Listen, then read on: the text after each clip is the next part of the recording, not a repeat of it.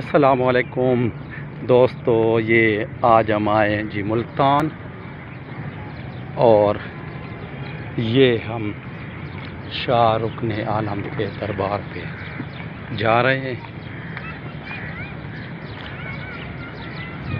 ملتان کا ایک بہت ہی مشہور مزار، تاریخی مزار۔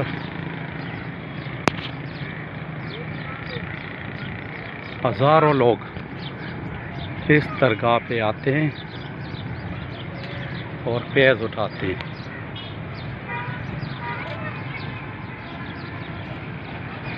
یہ ہے بیرونی منظر ملتان، اس کی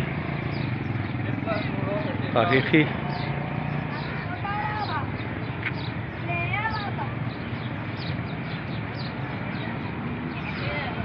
منظر۔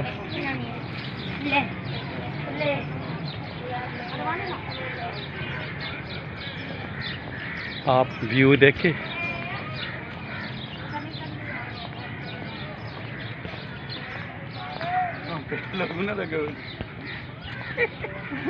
یہ مزار شریف کا پرانا دروازہ، اس دروازے سے لوگ پہلے اندر جاتے تھے۔